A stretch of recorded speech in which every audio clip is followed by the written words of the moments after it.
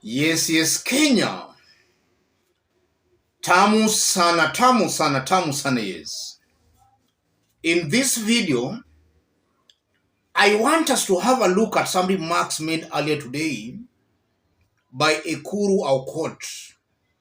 For the remarks are going to inform the basis of our analysis and the discussion right now. In fact, the best way to compare William Ruto's administration is with Moi administration. Moi, in a way, was balanced. You could see Moi even picking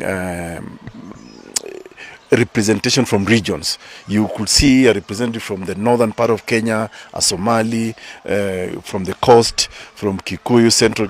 This one is just pure Kalenjin affair. The Kikuyus who are being appointed are just a decoration. And to buttress that,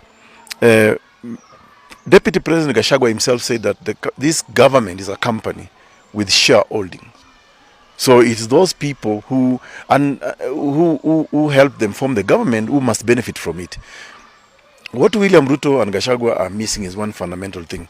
The government does not belong to them. It belongs to the people of Kenya, the 50 million Kenyans. Over and above that, it must also now represent the 7.2 million Kenyans who actually voted for them, at the very least. Now, let's constitutionalize this.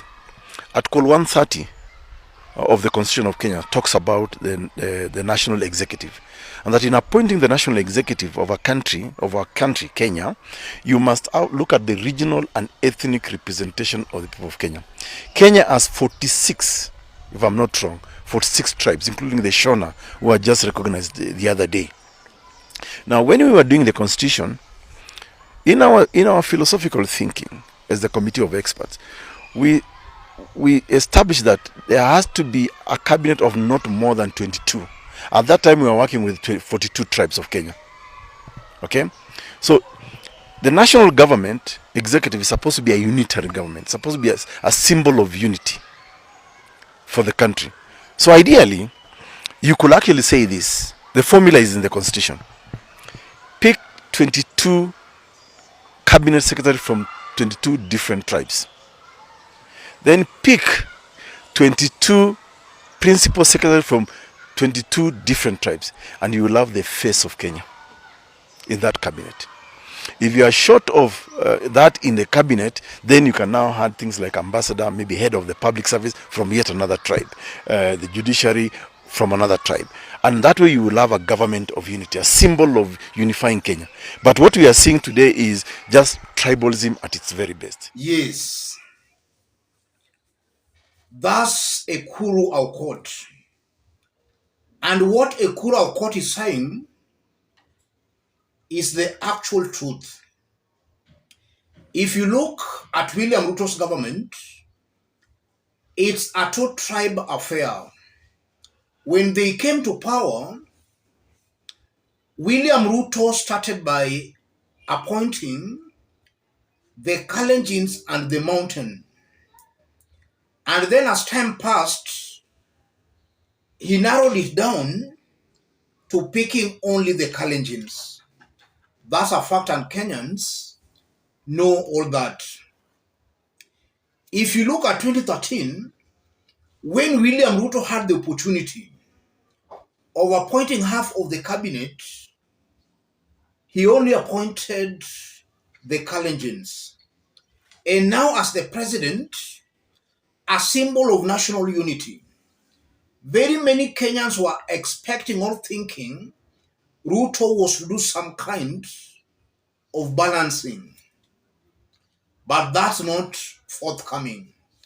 In fact, on a daily basis, from the kind of appointments we are seeing in the parastatals and other arms of the government, it's a Kalenjin affair. And Kenyans should not accept this open tribalism being exhibited by William Ruto and his team. And even before Kenyans hold William Ruto responsible for any development, already William Ruto has messed up the country. He has messed up the government by appointing only the Kalenjins. So even before Kenyans start complaining about service delivery, they should demand for the restructuring of William Ruto's government. Let Kenyans see the face of Kenya in William Ruto's government. That's where Kenyans should start from. Without that, then Kenyans have no obligation at all or no right at all to support a tribal government. And then secondly, it's a fact that Ruto's government has been messing up big time, one blunder to another. And if you look at it even superficially, you can just see why this government has been moving from one blunder to the other. One such reason is the appointments. Appointments are based on ethnic angles and on friendship. If you are not close to William Ruto or his team, or you don't come from a specific community, even if you are qualified, you are not being considered for any government appointment. And that's why we are saying the government is failing. People who are being appointed to government positions are not up to the task. And simply because the appointing authority is their tribesman, their friend, these leaders are not even being motivated to work because, after all, they know nothing can be done to them. The appointing authority will shield them from any maybe kind of trouble. That's why the government is failing. And also, such individuals can also be perfect conduits of corruption. And that's why already we are seeing some rumors of corruption at KEMSA. All those emanates from the nature and the kind of appointments being made. And also, if you look at the government, it's almost certain that the government is not inspiring the public confidence. All Kenyans are paying taxes. So when we only see only some tribes being appointed in government, that government is not really inspiring that confidence amongst Kenyans. And on that basis, William Ruto is failing as a symbol of national unity. And the most interesting bit about it, we've been seeing some leaders, especially in areas that are considered not friendly to William Ruto, saying that they are joining the government for development. I fail to understand which development they are joining the government for. And also, even if you leave alone the fake development, these leaders ought to be speaking truth to power. They should be reminding the president that he should balance. Let Kenyans see people across the country, across the tribes, but the so-called leaders are silent. Another confirmation that their main aim of joining the government is for their own selfish and personal interests.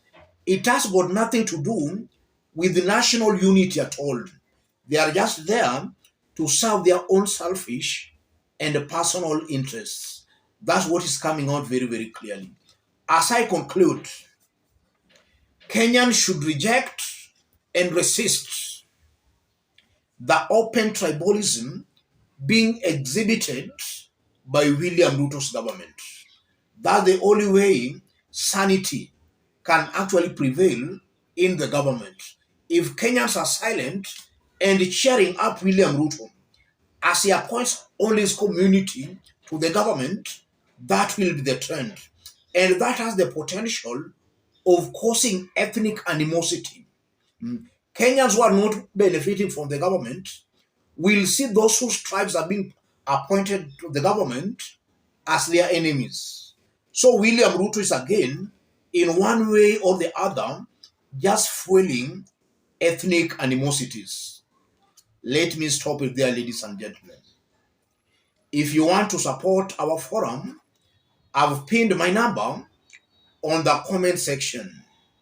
Contact me through the number. For any other person who want to subscribe, please feel free to subscribe. And if possible, drop a comment.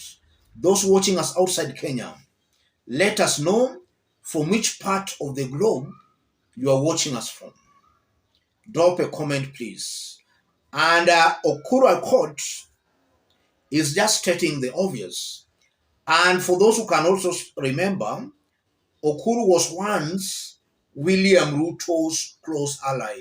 So it appears again that the center can no longer hold. Things are falling apart in Kenya Kwanza. Let's meet in our next analysis. Thank you.